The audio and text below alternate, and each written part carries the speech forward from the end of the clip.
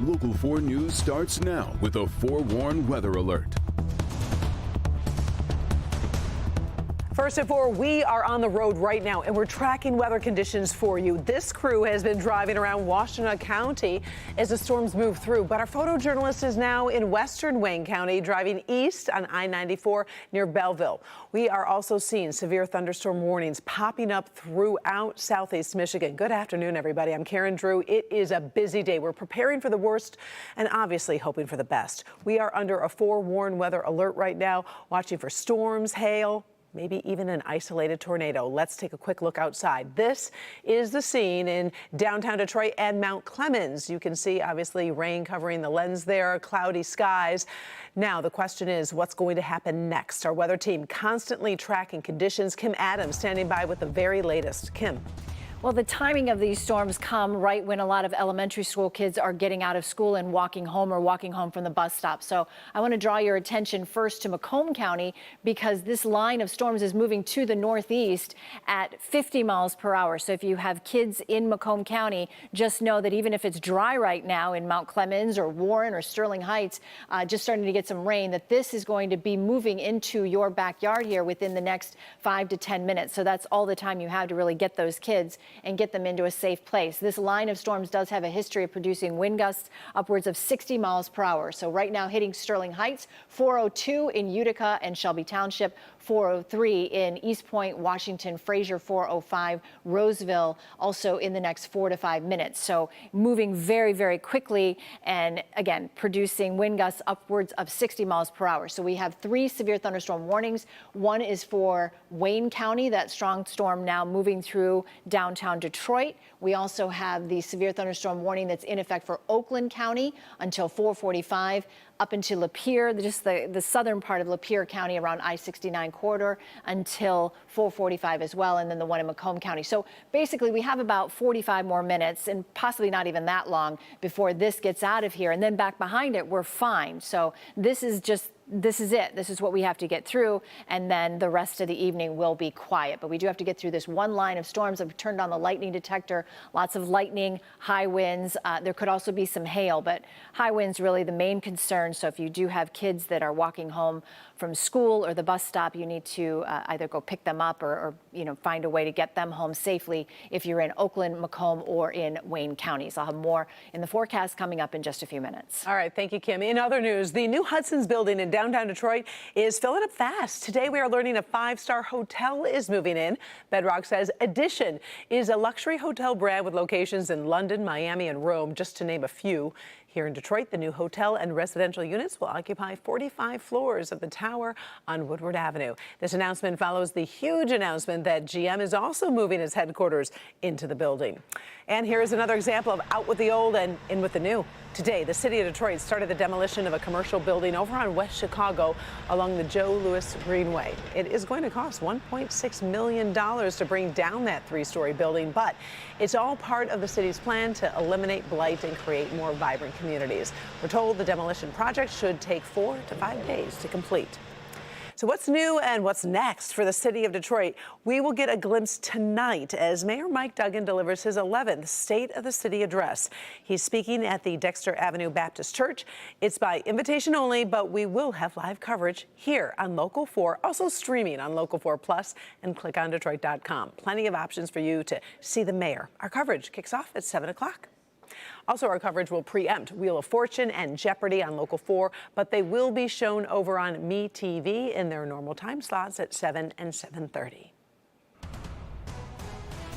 Busy news day. Breaking news from the Capitol. The Democratic-controlled Senate has just voted to dismiss 2 articles of impeachment against the Secretary of Homeland Security. This is a live picture of the Senate floor. House Republicans led the effort against Alejandro Mayorkas. They said he refused to comply with immigration laws. Democratic Senate leader Chuck Schumer says the case failed to meet the standard of high crimes and misdemeanors. The trial is ongoing. We also are hearing some dramatic new testimony from a whistleblower who still works at Boeing. He is making claims about airline safety that are being vigorously denied by the airline manufacturer. Today, the whistleblower made the claims on Capitol Hill. Let's bring in Kimberly Gill. She is following this from the newsroom with some of that testimony. Kim. Hi, Karen. Good afternoon. This is exactly the kind of publicity Boeing does not need as it tries to recover from a series of concerns about airlines' safety and questions about its production procedures. Most recently, you'll remember a door plug blew out of an Alaska Airlines jet during flight. That was a 737 MAX 9. Today's testimony, though, focused on the Boeing 787 Dreamliner. That model has been flying since 2011.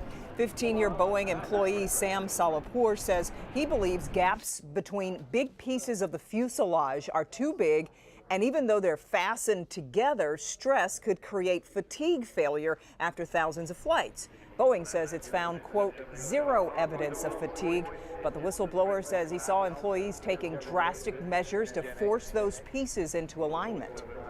I literally saw people jumping on the pieces of the airplane to get them to align. I call it the Tarzan effect, among other improper methods. Again, I raised concerns internally. I was sidelined. I was told to shut up. I received physical threats. And Salapour says he was moved off the 787 Dreamliner project in 2022. He claims it was retaliation for raising those concerns. Boeing insists retaliation is strictly forbidden. It also says it stress tested the airline for up to 165,000 takeoffs and landings. That's more than 3 times the 787's lifespan. The FAA says it's investigating. We'll have more key testimony from the hearing when you join us for Local 4 News at 5. Karen, back to you. Jury selection in the hush money trial of former President Donald Trump is going to resume tomorrow. Right now, 7 jurors have been seated after 2 days. The trial was not in session today. The process could speed up a little bit as both sides start to use up their unrestricted challenges. 11 more jurors and alternates are needed before the trial can begin. Trump is accused of falsifying business records to pay off an adult film actress before the 2016 election. The former president denies any wrongdoing. On your mark, get set, go. Some aspiring artists got all revved up to create a new poster for the Detroit Grand Prix.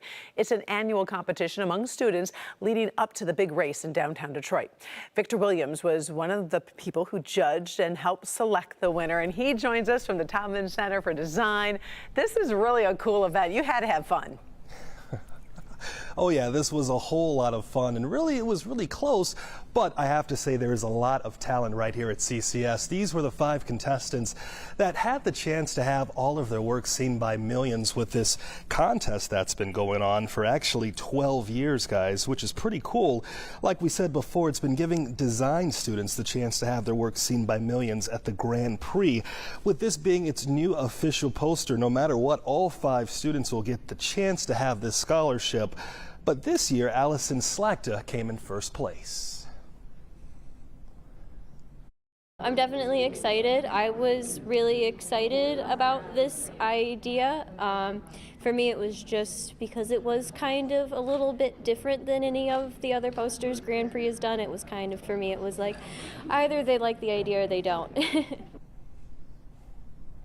And we're just about 43 days away from the Grand Prix happening, but this is the poster right here once again that you guys will more than likely be seeing.